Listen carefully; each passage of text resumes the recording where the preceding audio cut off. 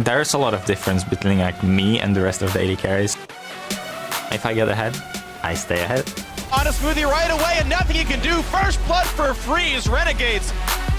I make a lot of pressure on the map. And Freeze from downtown lands the spear. I don't want to be harsh to double lift, but he's just past his prime. That's double lift and yellow down. They are going for double lift. Double again! Double lift does get caught this time. He used to be way better than he is right now.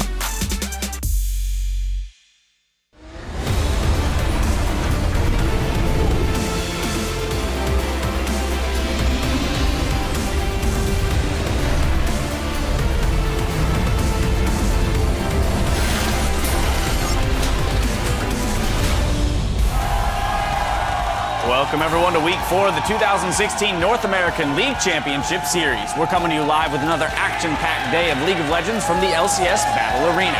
Now the fans are hyped up here in sunny California and looking forward to cheering on their favorite teams, which includes, of course, the Immortals, who you see here arriving at the studio and rolling deep. They'll be playing to keep their undefeated run alive as they take on Liquid. Here they are in the huddle and looking like a united front. A lot of eyes will be fixed on that first matchup to see if Liquid are the team to bring Immortals back down to earth. Hello everyone, I'm James Dash Patterson. Happy Chinese New Year. And helping me discuss the day ahead of us, it's Aiden's Irene Moon and Joshua Jat Leesman. Gentlemen, we're almost there. We're almost to that midway point of the split. We've got some big matchups that start off the day. We've got both Immortals and against Liquid, as well as C9 versus Energy. So a lot of shuffling could happen near the top of the table. Maybe we see the first loss handed to Immortals. There are a number of games today with teams that are very close to each other in the standings. So as they position towards the end of the first split, we're going to get hopefully a better idea of where all these teams stand. Exactly. Well, let's take a look at those standings, get a sense of the state of the league. After yesterday's games, ahead of the pack is Immortals with 7 straight wins. Following in second place is Energy Esports with the bulk of the LCS 1 win behind them, tied for third. At the bottom of the standings, we have Team Dignitas 1 win ahead of 9th place teams Echo Fox and Renegades. Now today we're kicking off the action with Immortals taking on Team Liquid, followed by Cloud9 versus Energy Esports. Then Renegades will square off against TSM before Team Dignitas battles Echo Fox to cap off today's broadcast. Now in the past we've seen a lot of parity among teams, but the 2016 season has shown us there is a clear skill floor and a clear skill ceiling. And if we carry that analogy further, well then Immortals, they aren't even in the room, they're on the roof. Yeah, we have some parity with like 5 teams in the middle. We have Immortals way above everybody else. We knew coming into this week, even if they lost both games, they'd still be in first place.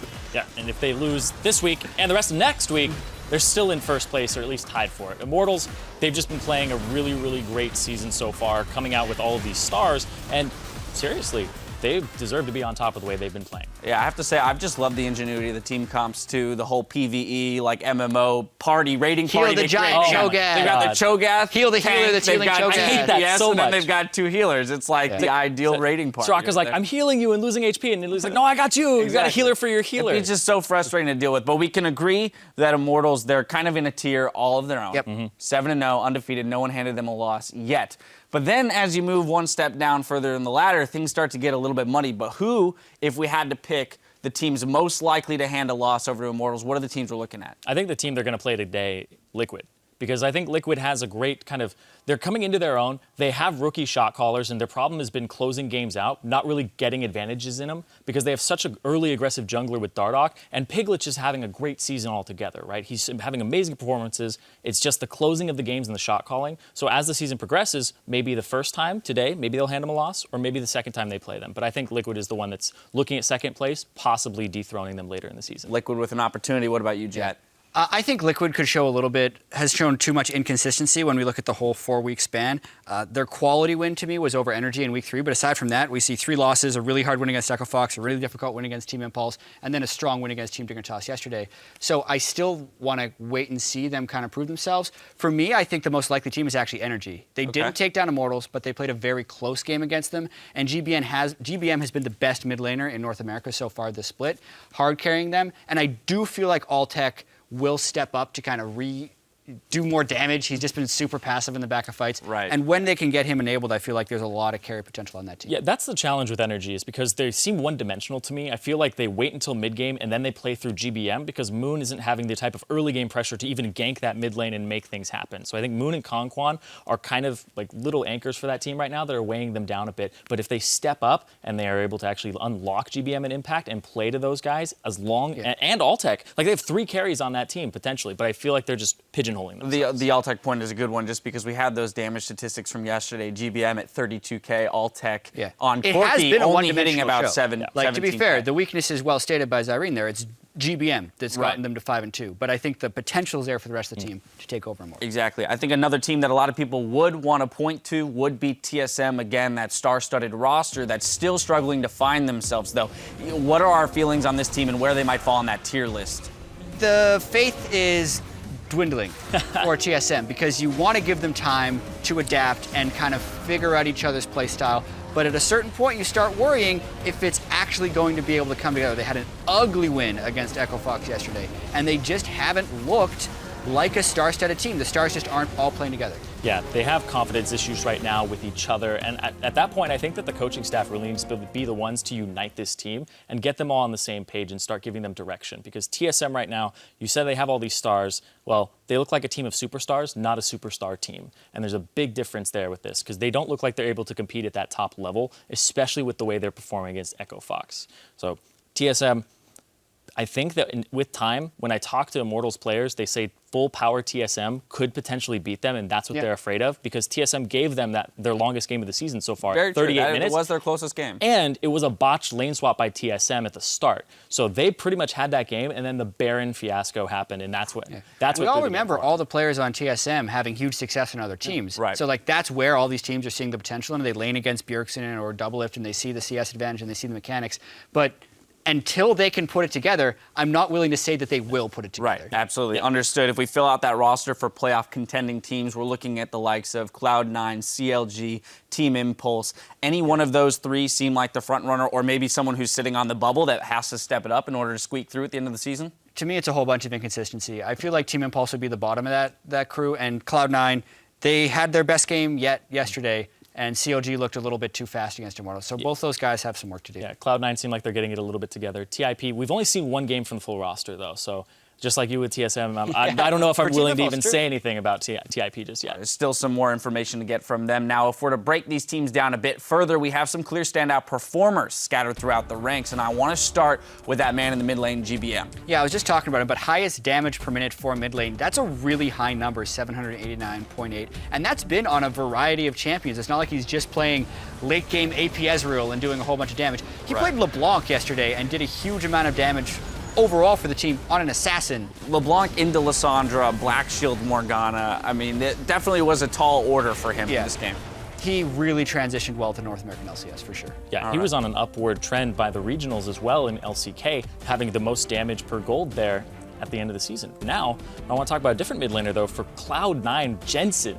This is a guy who came in last year and he was struggling to CS on stage. Now he's become an offensive playmaker for Cloud9, and it looks like they're emboldening him. They're making sure that he's actually able to make these plays, and he's synergizing with Rush now. He's synergizing with High, and his confidence seems on another level, and he just looks like a completely different player. Even with a name change, I mean, he has a different name above his head, but he is a different player now in the LCS. He's meeting the expectations that were set for him over a year ago. Yeah, absolutely. He's definitely stepped up in a huge way. Also, I just love this. It was pointed out on Reddit, but in that clip, you see a really great example of the Athene's passive, proccing 3 times on the triple kill. He goes from literally 0 mana to full in one fight.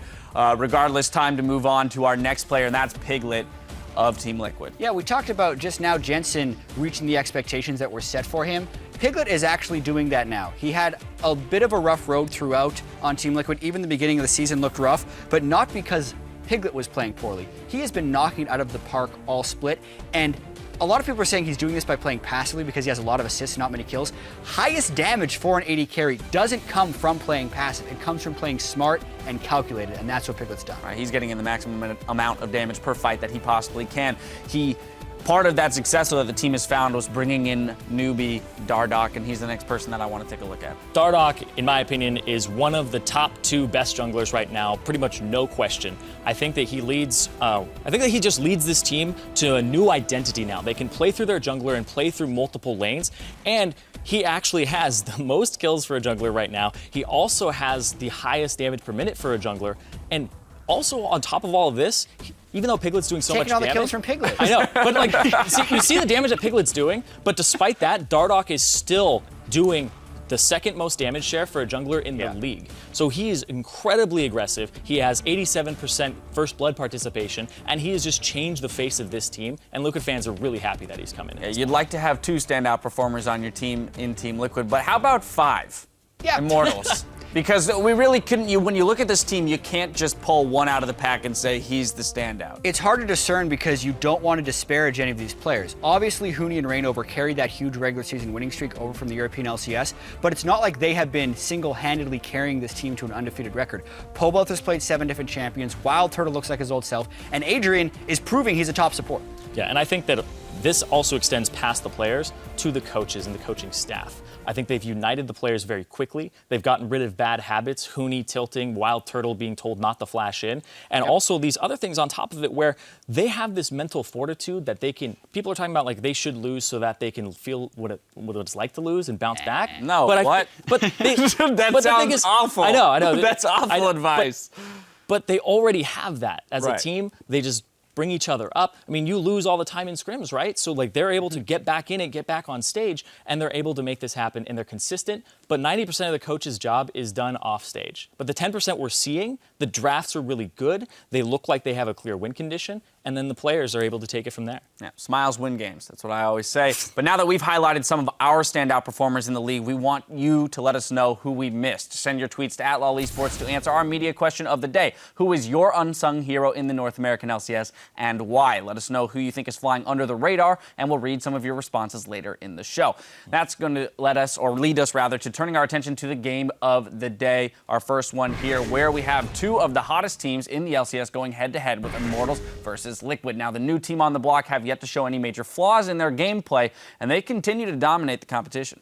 And this game will show us if there is a team on Immortals level this half of the season, because they only have to play Liquid and Team Dignitas in the latter half, and Team Liquid looked really well in the last 4 games of winning. Yeah, so one of these teams is going to have to walk away with 1 extra loss now, but maybe the first one for Immortals, and it might stop Liquid's streak. One streak will be broke. But honestly, I think that this is going to be a great experience for both teams to play against each other on stage. I think that these are the 2 teams that are jockeying for that first and second position here in the league based on their recent performances. I want to talk about a matchup here in this game that I think a lot of eyes will be pointed towards. We've got those 80 carries. Wild Turtle, Jat, you mentioned he's looked to return to form, his old form, and then Piglet finally hitting that mark, what we would have expected from him when he initially came over to the league. And Wild Turtle has been playing so aggressively. I don't really remember him flashing backwards or dashing backwards. It's always been forward because he's always in a position to succeed, but he's more willing to go for that than pretty much any other 80 carry. And it has been working flawlessly for them. Piglet might be an 80 carry to actually punish some of those dashes forward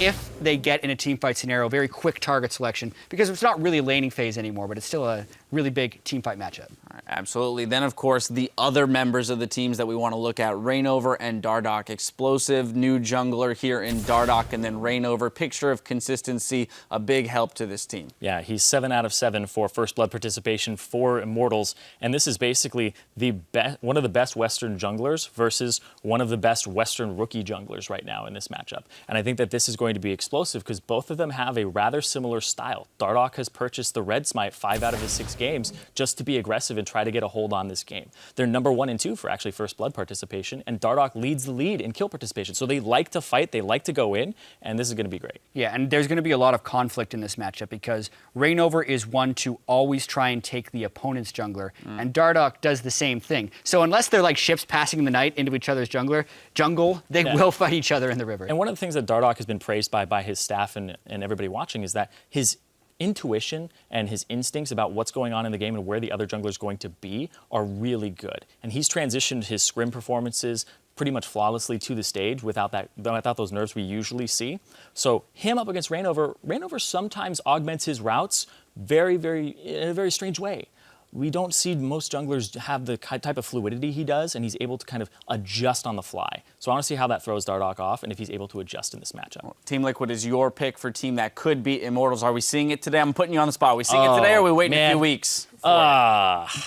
I wished happy birthday to Locodoco this morning. Yeah. True, it's also He said Locodoco's he was birthday. going to beat him. He also said student versus master for the coaching That's match. true. But I still that's think true. Immortals is going to win. So Jat's going with Immortals. You think Immortals still going to snag this one? We're going to wait a couple weeks for Team Liquid to get there? Yeah. All right. I think that's Immortals fair still enough. have this. That's fair enough, I still but needless think to they have say, it this. should be an exciting and explosive game. Before we throw it to our casters, though, let's check in with Liquid's Matt and his excitement to square off against Immortals.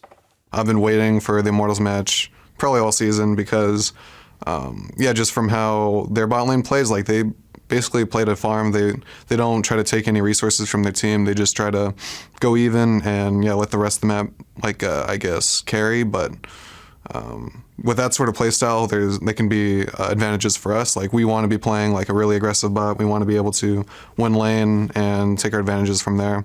So going against like undefeated Immortals is definitely my favorite game to look forward to right now. Well, there's always that saying of be careful what you wish for, and it's not going to be an easy game for Liquid here against the undefeated Immortals. Hello, everyone. I am Rivington Bizen III, and joining me for this clash of titans is Sam Kobe, Hartman, Kensler. How's it going, brother? Oh, I think that's enough jibber jabber from the goons on the desk. Let's jump into the game, All right, Riv. let's check out the starting lineups right now. Everyone's ready. It's going to be Immortals on the blue side. That means it's Huni in the top lane, Rainover in the jungle, Pobelter in mid, Wild Turtle at AD carry, and as always, Adrian on support with Coach Dylan. They love it when we call them goons, Riv. On the red side is Team Liquid. Up top is Lorlo in the jungle, Dardoch. Mid, Phoenix, AD carry Piglet, support Matt, and Coach Locodoco, the birthday boy, on stage with the team. So Matt's ready to go. Piglet seemingly ready to go. He's had great games on Caitlyn recently, so they want to go aggressive in the lane. Well, if they can prevent the lane swap, they get the matchup that they want. However, we've been seeing it a lot lately, and it's an easy way for Immortals to start getting ahead early with all the pressure they can create. Yeah, that's a bold move to look for standard lanes against Immortals, who have had the quickest game times and have been crushing people just in laning phase. We'll see if it can work out here for Team Liquid, though. You know, both of these junglers that they were talking about so much used Nidalee yesterday and crushed with it. So maybe Nidalee will rise in priority. There's so many floating around, though, since Kindred has returned to the pool. That's right. There's a lot of aggressive junglers that you can go for. Nidalee has already surfaced and will not take place in this game. Saw a bit of that Quinn versus Fiora last time from Huni that will be kind of locked out by the Quinn. Fiora still being left up, and the Grades also gets banned out. We've been seeing quite a bit of play from him in the top and the jungle. Quite every region. There's the Fiora actually getting banned out as well. Both Quinn and Fiora coming from the side of Team Liquid. Yeah. Okay, so top lane, top lane, a lot of top lane focused bans. Yep. Also, Elise is up in the jungle, which is fairly rare. These guys may fight over that champion because definitely has a lot of good early game making, playmaking abilities, especially with Nidalee and Graves off of the table. Looks like they will settle on this Lulu, though, for Immortals. Then that just opens up For their Dardoch. entire composition. Can play really whatever you want around Lulu. I mean, really is a great champion for enabling Wild Turtle. Everybody's been talking about, his return to his old style, which is the frontline style. Yesterday, they used 2 healers and a shielded mid laner. It looks good now. So today, they've already got shields as well as the Wild Growth ready for him if he does want to be on the front line. He's been empowered. He's kind of back to his old self and his old play style of not being afraid to go a little bit harder. Today, the power of the Pixies will be with him. Lulu at his back. He's going to have some true aim to be hitting Callista going in the hands of Piglet here. Master tier Callista player, if there were anyone. Dardoch now on Elise. He gets the champion of his choice, which is also going to be huge for Liquid's early game. Having Dardoch on something aggressive really helps to start the pace for them. And getting pace against Immortals is imperative. This is 6.2 Rengar that Rainover is hovering over, so I don't know if he'll still go through with it. Yeah, okay. Okay. Yeah, okay. Not going to go with the nerfed Rengar. More standard Elise Rek'Sai. We've seen this one before. Matchup in the jungle. Rainover maybe will go a little bit more hard farming routes. We'll see what Dardoch can get done with the Elise in the jungle. Very, very strong. Since all the speed items have had their costs reduced. Current state of the game, you can get the 10% from your Runic Echoes plus a very cheap Boots of Swiftness, and Elise moves around lightning quick, able to get off a lot of ganks. Or you can opt to go with the Cinder Hulk and try and match tankiness. Really easy way to catch people off guard is being able to close that angle with your cocoon so quickly. We'll for sure see Dardoch getting his hands dirty early in the game. What will it be? The switch from Azir to Corki. Corki was left up throughout this pick ban phase for game 1 in Phoenix. We're going to take that into the mid lane for sure. Yeah, things starting to shape up here with an old pick as well. Maokai returning to the scene. Impact had one game on it, but it's been a very rare champion so far this season, pretty much across the world. Definitely does provide a good front line here, though. And with Kalista already on the team, it looks like there's going to be a very balanced team fighting comp here from Team Liquid. Corki, I'm assuming, is going mid lane, not top or anything crazy like that. And Maokai is going to take that top spot, so they'll just save their support, and the Bard is being moused over there as it's been Matt's by far his most successful champion. But not having Adrian on his Janna or his Soraka, it's just so good. It's so much protection, so much control over the team fights. It's like he plays an extra mini game and just keeps everybody alive throughout them. We've seen the shutouts happen already, and we've seen the very quick games from Immortals from the protection he provides, and it will be the Janna lock-in. We also get an Echo coming in this game, however. I feel like that could be Hoonies. Yeah, definitely. Well, technically you could take the Lulu up to top lane for sure, but that's definitely not a Hoonie champion. Probably going to be that Echo, as you said, for the top lane to try and punish this Maokai. If they do look for standard lanes, it looks like really both teams setting up with a lot of team fight utility here. Immortals have the Janna plus the Lulu for Wild Turtle's Caitlyn. And they just want to get to that point where they can siege up, and then they have so many shields. It'll be hard to get to that back line. That Bard's still up. It played a huge role for Liquid yesterday when Matt had that for Baron plays, for stopping, starting, and really just engaging. Yeah, overall. As good as his Bard is, though, if you are given the Kalista-Alistar combo on a silver platter, most teams have taken it, and most teams have found success with it. So that's a very nice way to round out the comp here for Team Liquid. We're talking about a lot of team fighting focus here. They're bringing a lot of crowd control to the mix. So, you know, with Maokai and Alistar assisted by Kalista, they may just be able to get to that back line of Wild Turtle, even with the Lulu and Janna. I think this will be a very interesting mid-game. I actually think that it might be a bit slower of an early game, unless Dardoch on this Elise is able to create something for himself. Just looking at the lanes, though, they look like they're difficult to gank, save for the top lane. All right, if they can get something onto Hoonie, take him down. I mean, who do you even focus on this team? Like, what's the good way to go against Immortals? Yeah, I mean, Hoonie has, focusing on Hoonie, focusing on that top lane has been a strategy that has been, you know, semi-successful against them in the past. And if there's one thing about Maokai in the lane phase, he is good at setting up ganks, because usually, especially versus a melee champ, you'll be in range for the Twisted Advance to try and set that up. Maybe they can get a check on that tilt factor for Hoonie. We'll see. Don't forget to let us know who you think is going to take the cake. It's not a lie. Tweet at LOL Esports with the hashtag IMTWin or the hashtag TLWin to let us know who is having dessert for this first game here. We'll check back with your responses in just a few. We're about to get on the Rift. Does Immortal keep this consistent, fast-paced game on lockdown? Or does Liquid take their streak away from them and give them their first loss? Immortals versus Liquid, we are on the Rift, and we're about to find out.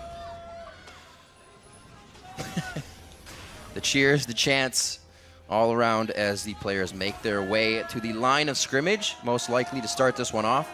Yeah. Potion of Corruption for Phoenix to start, and otherwise pretty orthodox. Yeah, the standard defensive fan out here. We have seen teams do late blind swaps still after setting up with this defensive opening and laying down their wards, but I'm actually really looking forward to standard lanes. I hope that they stay in standard lanes so that we can see Matt and Piglet down bottom try and take over Wild Turtle and Adrian. They talked about it in that video opening.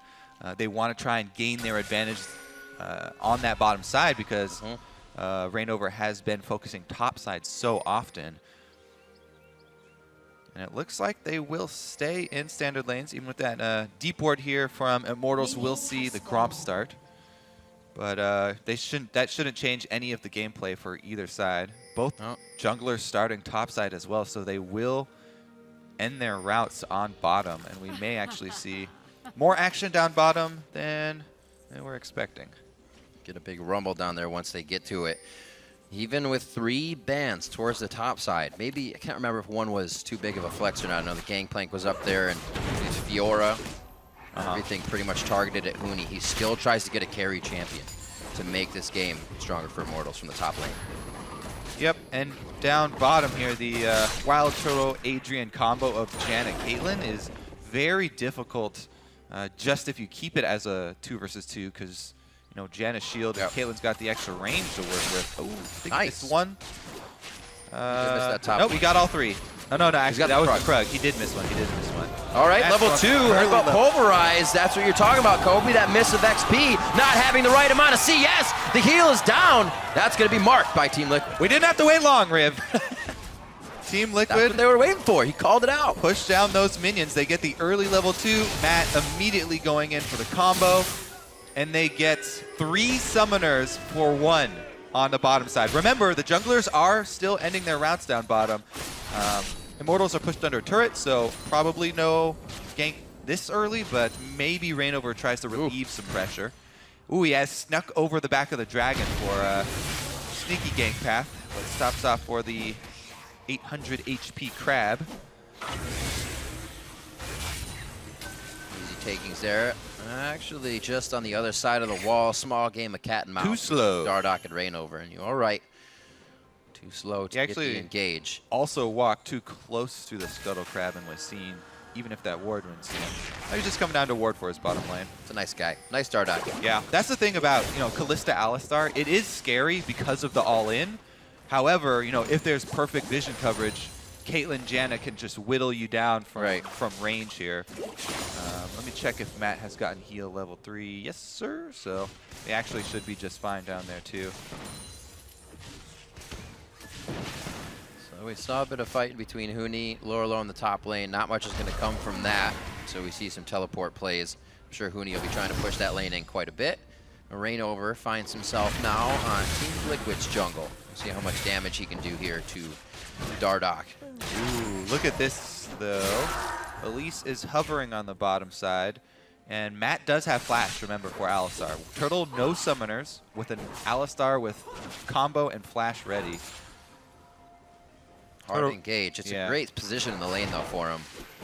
And all because of the level 2, the experience all in, advantage all in there. Pretty big advantage for Team Liquid bottom lane. And as Matt was talking about in the video, they've been able to earn their own advantage down there. 2 versus 2, 10 CS lead. They've got the wave in a nice spot at their turret as well. If you're waiting a whole season, or for how long the season has been to get this lane matchup, you better make sure it goes in your favor quickly. We saw both bot lanes going for Gromp and Krug immediately in the beginning to get that early lead. We'll see how Adrian and Turtle can repair it. Obviously, a safe lane from now on. They're taking Krugs over and over again, already being a wave and just about a half behind. Parallel Convergence goes in, locks him up inside it. And that's going to pretty much lock down Huni for too much damage. Yeah, draws a lot of ooze, but not a lot of damage there. Didn't even get the 3rd hit for the passive. Good way to play around it. It is a Maokai. Nice use of Twisted Advance there as well. And Lorelo just walks to safety. He actually plays it really safe and goes for a full recall to purchase. Double wind speakers here for both supports. 80 carries, really favoring Fervor now. Yeah, almost all 80 carries. It's actually settled into a pretty common masteries, keystone masteries for all roles, as jungle are pretty much all strength of ages now as well. Got a little bit more time to fight, a little more time to stack up. Do more damage. Hello, Rainover. A little bit of damage here. Looks like his pathing on the bottom is done anyways. He should be backing after this. Man. Got one in the minion there for the reset as well. Very nicely done. Not going to do too much, though, as he was heading back to base anyway. And also, the mid lane is actually drawn back to fairly even in CS after that recall from Phoenix. So those two trading fairly well. Interesting to look at the early game against Immortals. Is it kind of like if you go even against Immortals in the early game, are they still winning at this point because of the strength they have during team fights and the control of the map once the lanes break? It might be hurt here by Dardoch. Oh. Just kidding. I mean, just kidding. You can see it in the play, though. Turtle and Adrian are playing so safe after they got all in and had to blow all those summoners. Yep. They altered their gameplay. This is exactly what you have to do, you know, depending on the matchups, depending on the early stages of the game. They didn't have these summoners to work with, so they played very safe from then on. Yes, it did also cost them CS, but they haven't given up a kill. And Dardoch has been bottom hovering at least twice so far, which has allowed Reignover on this Rek'Sai to gain a farm advantage for himself. And right now, a single level advantage for himself. See if they get another one. Adrian tries to stand right on Turtle there to kind of take the attacks away. But that's what you're talking about, the disengage and kind of the poke back. Piglet definitely loses out on that trade overall. Ooh, Reignover sees him. Just chilling. He waits for a second. Dardoch gets the smite out. Is he actually going to give it over in the end? He will decide to walk out of this one. Pole Belter's coming down. The flash is in. He's going to go ahead and repel the picks. A lot of pressure in there from Immortals to get red, but Dardoch still is able to get away with it, so not hurt too bad in that situation. Yeah. So Dardoch was able to remain calm and smite the red, not only for the health back, but also to get it, just because, you know, Reignover didn't have his smite up. What a Dardoch pest. didn't quite know that, but he was still able to grab it. So, you know, Reignover's trying to push his advantage, but so far he's been unsuccessful in stealing too much away. Does get one small baby golem there. Cash money. Though.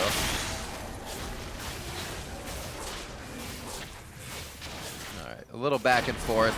Reignover was actually really testing the waters there on Liquid, and it seems like Dardoch reacted quite easily, or quite well with Phoenix. Yeah. Blue buff will be safe for him overall. That will help Phoenix in the mid lane here. That's 73 to 71, so Pole Belter and Phoenix are pretty much going. Yep. Most of the gold lead here for Immortals is in the jungle for Reignover over Dardoch. 41 to 26. With a little bit of it also being Huni in the top lane. But Team Liquid still trying to play around the bottom lane. Piglet and Matt have done well for themselves. Something I can see wrong going for this bot lane is that Piglet and Matt aren't getting that kill that they want, so you might go a little bit harder and keep trying for it. Dardoch's here in the bot lane now. Here's going for that kill. Reignover's the first hit. A nice Monsoon to disengage, and a Howling Gale hits two. Dardoch was up, and he repelled. Nobody can follow just yet. Lorlo with a very late TP is in the wrong spot at the wrong time and forced the flash. And Immortals just dance around the engage. Yep, both top laners TP down. Lorlo on the wrong side of the turret, though, from the rest of the team, does use his flash to get out. And we've got all 5 members down bottom for each team. It's a party. And nobody had any gifts. Nobody. So Dragon's still up. It doesn't even look like anybody can get that after. There was still damage done. So it's just backs and to the lanes in mid to farm. Phoenix had a gift, just nobody wanted it. He had the package, and nobody wanted to take it. We waited all that time. All said and done, though, that just means that top lane now is actually a target that you can go for. You know, Lorlo does not have flash. Phoenix, I don't think he got that. Maybe he did. Riv? What, Kobe? I wasn't paying attention. I'm going to rewind. I was looking at Lorlo's flash because you mentioned it. You said it was down, Kobe! You're a prophet! Oh, they're going for Lorlo because the flash is down! One more, there's the 3-tap. Reignover and Huni gonna lock it down. They're giving it to Huni. Takes the Echo top to try and carry, and he's off to a good start. Yeah, jungler sees flash down for a long laner. And it's a Maokai who does not have any escapes, so like good targeting there by Reignover. He goes to get Huni ahead, and they do get their first blood.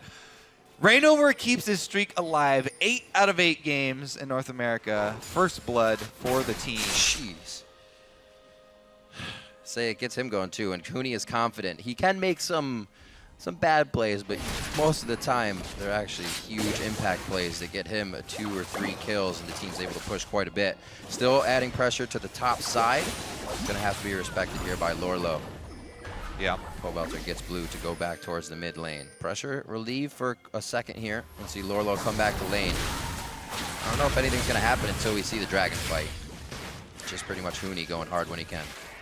Yeah, Huni now also got an extra wave doing that as well, so pretty decent advantage over Lorlo. Lorlo on the Maokai though is going to try and be that team fight top laner, just bring his CC and damage reduction to the next team fight. They do break out once teleports come back up. All right. Engage mid. That Thunderlord's proccing out. Pobelter makes sure he walks in a little bit to get the knockup. That means the aggression's going to happen down to the bot side. Turtle gets pushed too close, and Liquid's been looking for the kill the entire game. They finally get it as Immortals pushed up a little too far. I'm actually curious as to the setup there because Turtle and Adrian had been playing so safe for so long, giving up CS and not exposing themselves to that all-in. That was a full combo from Matt, flash and all. Yeah, but Matt able to get the flash there, and Turtle locked up, not able to flash away. Uh-oh, repeat gank top for Reignover though, and the turret's already dead. Bad timing for Lorlo to be there. Not looking at the big picture in this situation. We just saw Lorlo go down. Is this another kill for Huni? If Reignover leaves this one up, it will be. And the rest of the map is being pushed in the mid lane right now by Immortals. This is not going to be good. Dardoch does pick up Dragon during this top fight, but they're gaining some ground on Immortals' side.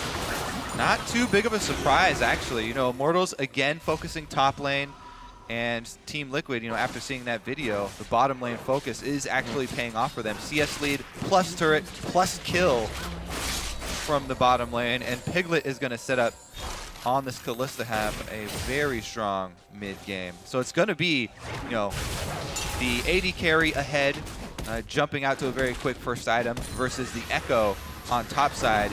An assassin for Huni. Can he get to the back line and try and take out either the Corki or the Kalista? It's going to be very hard considering Immortals lineup. I mean, well, considering both lineups, because Immortals are more about protecting Wild Turtle with the double shields than they are about enabling Huni to get to the back line. Yep. We'll see how he runs this Echo. Maybe more of a mid-line Echo. Reignover invading again, though. Yeah, talking about Huni, having Huni pushed up that far has allowed Reignover to just destroy the topside jungle. Red Raptors almost made a gank mid. He is 2 steps ahead of the game right now, and just having that top turret down added so much pressure for them. Team Liquid's definitely going to have to answer reactively now. I don't think they have a choice to put anything in lead unless Matt gets that flash back up. Still looking good on both sides. Not too big of a lead for Immortals. Keep watching Reignover. He's definitely putting a lot of pressure down. Yeah. Spending more time in Liquid's jungle in his own. Top side versus bottom side. Really the biggest difference, I think, comes in the vision game. Immortals have been able to play some on Team Liquid's side of the camp. Side of the jungle here across the river, whereas Team Liquid are trying to huddle up and just play defensively, especially on that top side there for Lorlo. Lorlo's been taking a beating during his flashless state. Yeah, they played on that twice. Usually you only see 1 gank, or not even any. They just know that his flash is down and maybe Huni will make a play off of it, but for sure try to get him. Just by taking out that river ward here for Team Liquid, they force Huni to go back because it is such a long lane. Now they are at least denying some CS from him.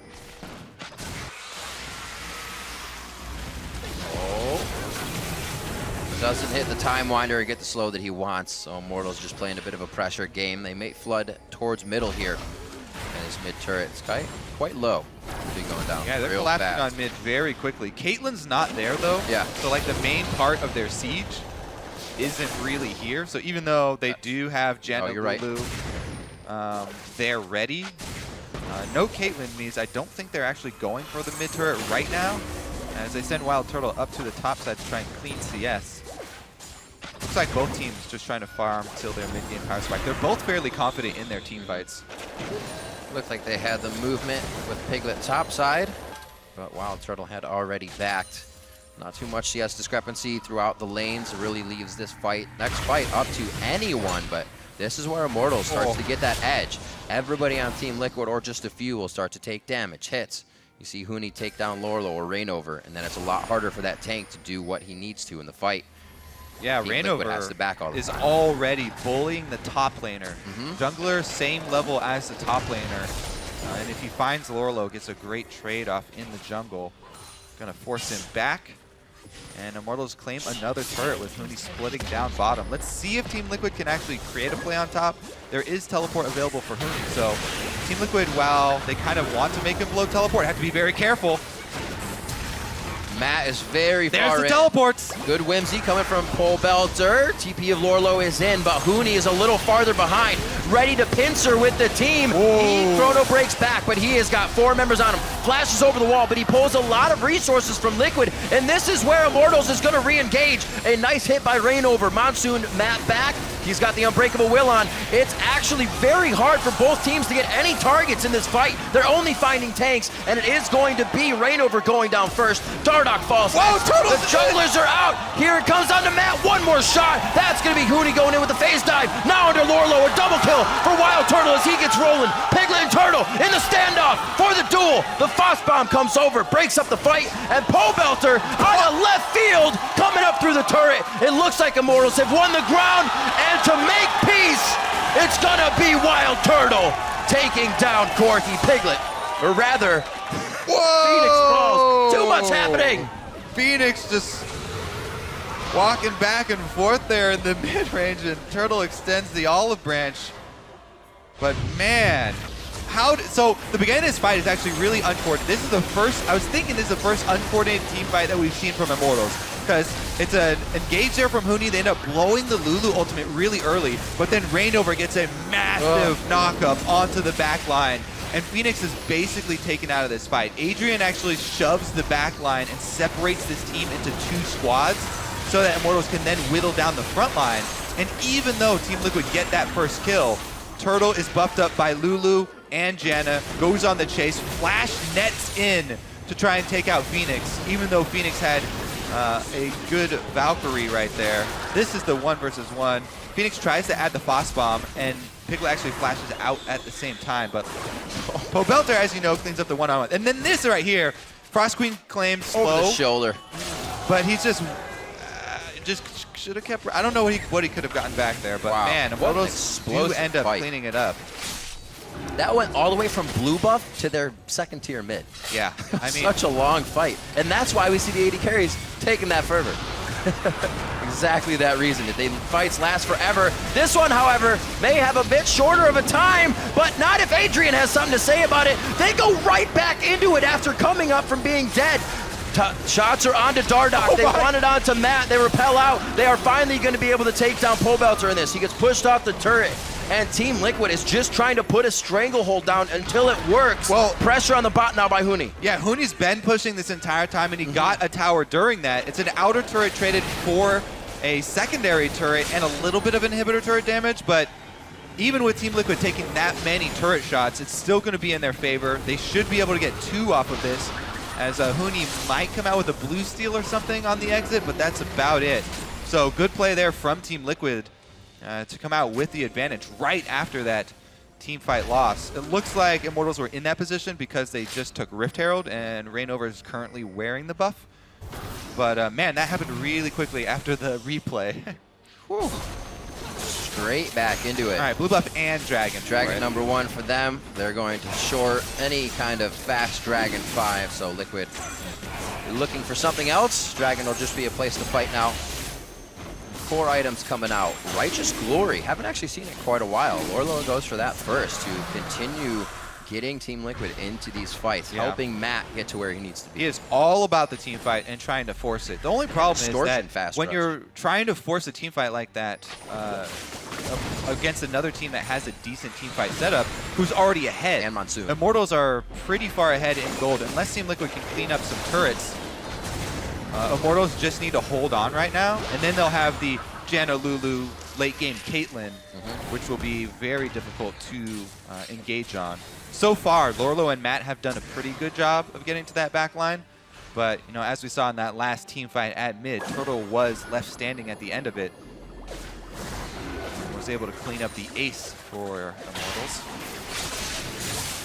Interested to see how much of the fact that Liquid can make plays from being 5, 6K down still holds true from previous seasons. Because they are a team that knows how to make plays still from really not having good engage or having the goal to engage. They are definitely items behind right now, and it's only going to make it more difficult. Yeah. But I'm sure Dardoch, Matt, and Lorlo can find a way with this composition of keeping Phoenix and Liquid safe. Yeah. The extra money as well as the control over the map that your outer mid lane turret provides is actually pretty big too.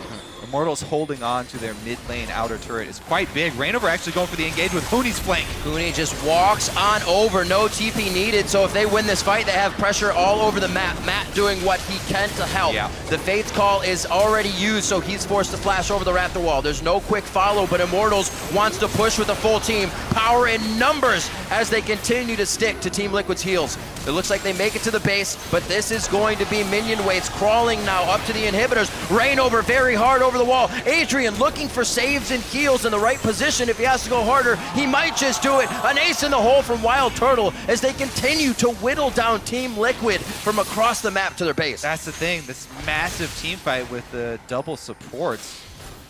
Huni even getting a lot of shielding himself on the front lines. Does get cocooned, but he should be able to get out just fine.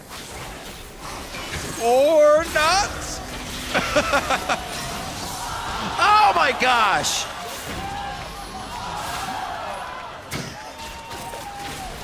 All right. Turtle's almost getting kills with no mana over Knew it all along. This is Get out happening. just fine. Adrian's able to protect him, and the Immortals back off there. They just have so much confidence in their play. It keeps Team Liquid from committing to situations even like that. When you have a guy against the wall, you don't want to go too close because you don't want Caitlyn to crush you over the wall with a headshot. Yeah. Everything that Immortals is doing is just putting so much pressure. we saw the frustration there. Yeah. At the beginning of that team fight, you know, Team Liquid, Lorlo, and Matt trying to get to the back line here. So they actually engage on Lorlo, just start cracking right through the front line. Dardoch's basically taken out of the fight at the beginning. Missed. The Kalista ultimate doesn't hit anyone, so Matt can't get back to the back line. Turtle's free firing, even though it's on an ulted Alistar. This damage are able to chip away at Team Liquid as they try and retreat. Just continuing to chip away, and Huni finally able to pick up the kill there as Reignover flashes in after the death, but has the Lulu ult to back him up. Who else would be in the base? Huni and Reignover. Go figure. Going crazy together, making plays. But you know, it's one of the things that we come back to with Immortals. They trust each other so much. Yep. They keep on having multiple members on sort of support champions. You know, whether it's multiple heal champions or multiple shield champions. Pobelter's happy to let Huni and Turtle carry the game and carry the majority of the DPS here. Lulu plus Janna provides so much support for either carry. Yeah, and those are plug and play for Pobelter. That's where he's been, providing a lot of utility for the mid lane. Yeah. And also holding very consistent throughout the mid lane play, so he's not a problem area. Come late Play game. whatever the team needs. Yeah. Reignover, happy to play the tank as well. Rek'Sai, definitely a favorite of his. We do see that Huni likes his carries, though. Going back to the 3 bans against him, still picks Echo. And that also calls the question, what do you do against this team? Focus Huni, you try to play to his lane. It doesn't work. You try to put him up against a tank that can kind of live with low econ. Doesn't work. It becomes very hard to figure out how to beat these guys. Yeah. And pick bans. And then the game's going to be harder. Yeah, and it's also really smart because, yes, they have Wild Turtle, and they also have this giant AP threat from the top lane. So you know Turtle's going to be hard to take down and deal a lot of damage in the late game because you've got the Janna shielding him with extra AD. So they pick an AP assassin for Huni. And he's able to provide that AP threat, though he does get stunned. And he's back to where he teleported from. It was too quick. Huni, he's running all the way from Wolves now if you don't see it on the mini-map. He went all the way back from his TP zone. It did save him. He's still got a hell of a lot of health, but it does not help the engage. But also, that's how quick that call was made. Yeah, it's 4 seconds. Engage. So it's wherever you were 4 seconds ago. If you teleported from across the map, then you're going right back across the map. Oh, It's fine because Immortals are able to communicate and retreat. Yeah, they don't very commit to the fast. fight 4-on-5. Now the Baron starts up. all right. Lorlo's in. There's no real There's no connection here. damage. Lorlo and Matt are the only ones there. That's their engage pushed out. Lorlo is at a sliver of health. They'll be surprised if he lives. Goes down quickly as Rainover goes in for the plague. I think he got a Prey Seeker on it. And now they just start pushing down the tanks. The things that Team Liquid needs continue to go down too fast for the backline to get the damage they want. Immortals once again choose through the Liquid lineup. Yeah, the start of that fight, Phoenix and Dardoch were literally halfway across the map. And now it should be an easy Baron here for Immortals. No 50-50. Dardoch is forced to go back. There would just be too much grabbed if they didn't have bodies on the map for Team Liquid here. So the empowered back now for Immortals. 1 of 2 Dragons, 1 of 1 Barons. We'll see this fight again. Yeah, look at this. This 2 tanks and Kalista, but Kalista can't even get into DPS while the tanks are tanking damage. So it's a 3 versus 5 where one of your members only got a single auto attack off, and by the time the rest of the backline arrives, the front is dead, and Immortals just chase him down. It's ridiculous how much Adrian's Jana provides for this team to reset a fight and get everything they want out of it instantly. We don't like this engage, reset. Now we'll take it. It's funny, too, because there's been such a heavy trend worldwide for melee supports and engage and playmaking supports, whereas Adrian has stuck a hard line to these range supports with Janna and Soraka only. But he's also got that Leona we know of from long ago, so the guy's got a champion pool Immortals can really work with, and it looks like Immortals may look to go 8-0 as they pull the trigger around 20 minutes, have had the lead and continue to snowball, taking their time here. Immortals know where to push the limits and know when to pull back. They now have another minion wave. They continue to go forward, and Liquid doing everything they can, Kobe, but at 28 minutes, I don't think it's going to be enough. Looking for a few more kills for the fantasy points. The Nexus at half HP and looking to drop a bit more gold in their pockets. 28-15, Immortals takes down Liquid.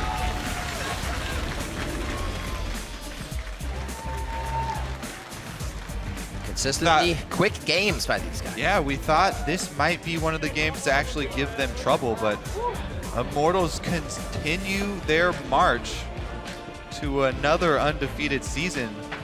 One more game and they'll be halfway there. Yeah. 8-0 for them already. And once again, yeah, they're very calm, well set up battle lines for a team fight comp. Keep looking at Adrian's Jana. Every time they go in the fight, what Team Liquid wanted was the Unbreakable Will Maokai ultimate hit, right? Alistar Unbreakable Will and Maokai, I should say. It's the... But you just monsoon that out, Alistar's ult wears off, and we saw him go down every time. Turtle never even felt pressured in this game with the double supports. That's what he needs. I want to know what it's like to be Wild Turtle on that team. It's gotta feel good. Huni also, it was good that Huni could manipulate time in this game because the teleports in sometimes got really, really close to him dropping. Yeah. Being a little bit ahead of the team, but he got out every single time, whether it was through Lulu ult or using his own ult to backtrack, and only died twice in the entire game. Oh, the bot lane. Liquid got their matchup. They got the early pressure, the early the early kills. They got what they set out to do. Yeah. And it seems like once Immortals can start to control the map, they're out of laning phase, that's when they just get unlocked. The laning phase can still go well for them, but once they break it, they just run around and control it a few steps ahead. It just seems like Immortals have such a clear game plan, and they play to their comp every single time. They were very happy to just farm up in the bottom line. Turtle and Adrian gave up a lot of CS early to play safe and not give up deaths. If they could avoid it, then they only ended up giving them one in lane phase. And once they were able to come together with the double supports, just group up, and they won their first team fight. From there, it was really a steamroll. Saw that Rain over Huni love for those two in the top lane. He kept going back for Lorlo. It's just over and over again. We see King Immortals do the same thing, and it works. They keep getting victories. Undefeated now. And for some added insight on that game, let's check in with Freak, who's standing by with Immortals Jungler. Thank you very much, Riv. I am here with Rainover. Rainover, congratulations, 8-0. Are you guys ready to add a 1 to the front, make that 18-0? If we win the next game against Dignitas, we're basically playing against every team, and then it means we're winning against every team, like even though it's one match, and then if we just repeat, we can go 18-0. That's really cool. So talk to me about what's made your team so good then. We'll start with your team as a whole and your teammates. What has been the key that's made just your team so strong overall?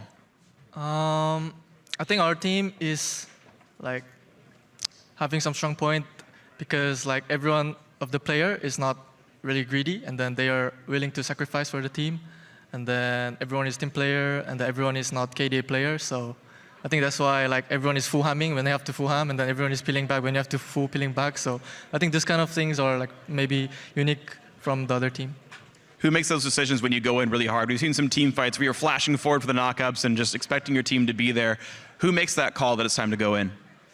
Normally, Asian doesn't really, we're not really prioritizing like engage support or tank support. So basically, I'm the only tank on the team since Huni is playing a lot of damage champions. So usually, I'm the one who try to engage and then initiate. So about like opening fights, I think I'm the one who's like trying to be like more loud voice, you know? Yeah. Sure.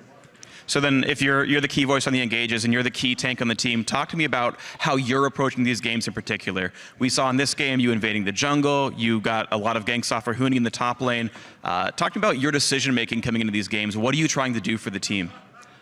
This game, we make few mistakes around bot at early level, which was not expected. So I had to help bot, but this game I just thought that it's pretty important to help out Huni because we're playing damage top against tank top. So if we like snowball like one time, then it's gonna be like really huge snowball like this game. So I just told like even though our bot was asking for help, I just choose to not just help bot and then just like make their jungler not be able to come top by stealing his topside jungle and then they're taking vision around Huni and then ganking top. So I think it's just like I just follow my plan even though it's not good, optimal for our botio, but our botio is, as I said, like they're like willing to sacrifice. So even though they need help and even though they're behind, they just say, okay, we're just gonna lose lane and then just go make Huni a carry. So I think that's what we did.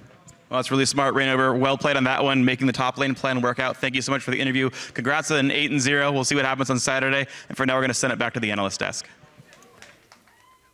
Thank you, Freak. That top lane matchup that Rainover had pinpointed there is what I kind of want to start with our discussion here, because I find it very odd that we saw the Maokai picked blind, essentially blind. You see the Lulu flex, but Maokai blind picked, allowing Huni to pick whatever he wants into it. He was very happy to pick up that Echo. I hated that. I don't know why you would pick the Maokai before Alistar and then last pick your support. You know Adrian's champion pool is pretty much Janna, Soraka, Alistar. You could pick the Alistar there and you're comfortable with playing that into Janna and Soraka both, and then counterpick top. You don't want to give Huni a counterpick in that top lane. If you have red side, use it to counterpick Huni. Like that's pretty much my biggest advice for playing against Immortals, because he's so flexible. His champion pool, he plays things other people aren't playing just to win the lane. Right, and then curiously, we see the Maokai picked. It's got a lot of gank assistance, and yet Dardoch essentially sacrificed his entire top side of the map, his jungle included, to make all of his efforts in the bot lane, none of which really came to anything. I also don't know how much choice Dardoch had in the matter. That's true. Because Rainover's always one step ahead of him. He was chasing him through the jungle again and again.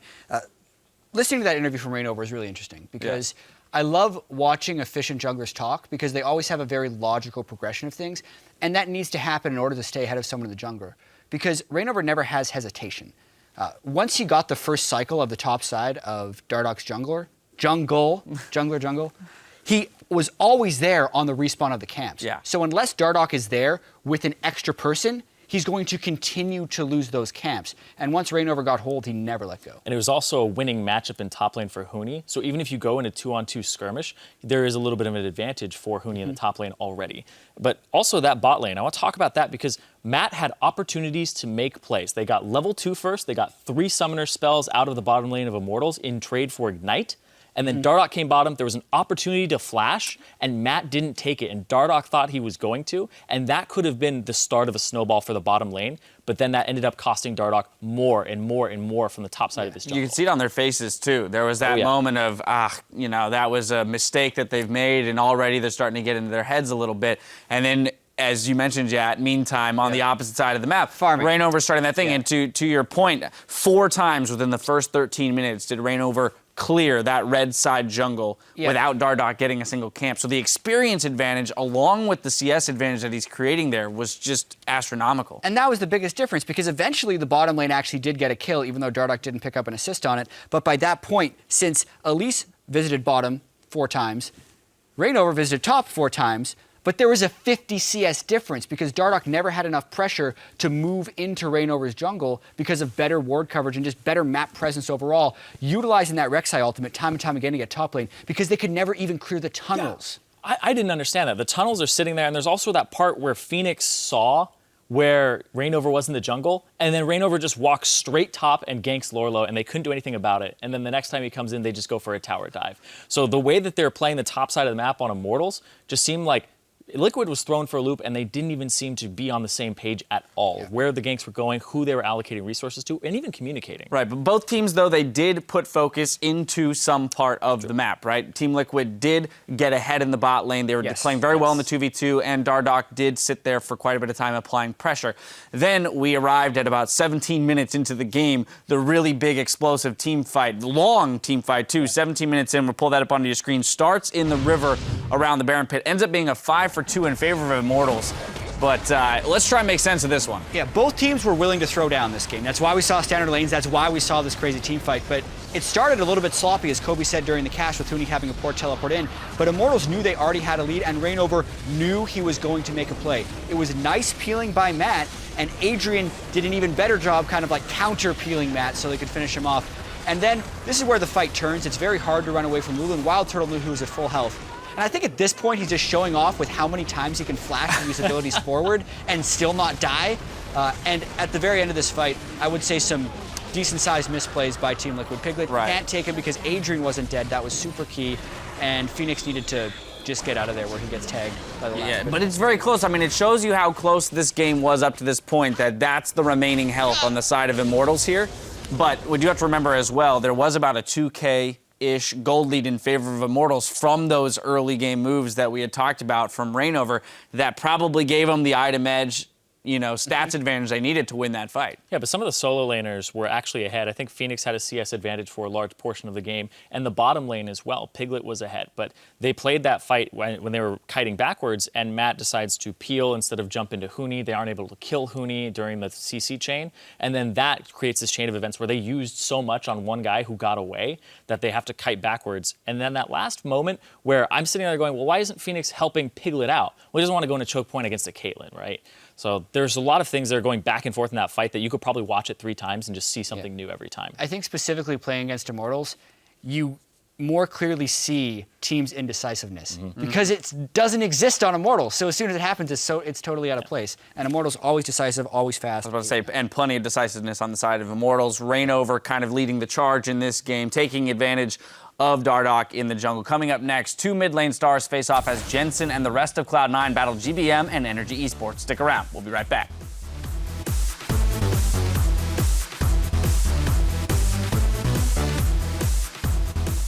You guys know I'm a time traveler? Yeah, that's pretty cool, dude. This is why we're 8-0 so far. We're not 8-0, we're 7-0. 7-0. Holy, I'm good. Now under Lorlo, a double kill for Wild Turtle as he gets rolling. Piglet and Turtle in the standoff for the duel. The Foss Bomb comes over, breaks up the fight, and Pole Belter out of left field coming up through the turret. Speed 4. They now have another minion wave. They continue to go forward, and Liquid doing everything they can, Kobe. But at 28 minutes, I don't think it's going to be enough. 28-15, Immortals takes down Liquid.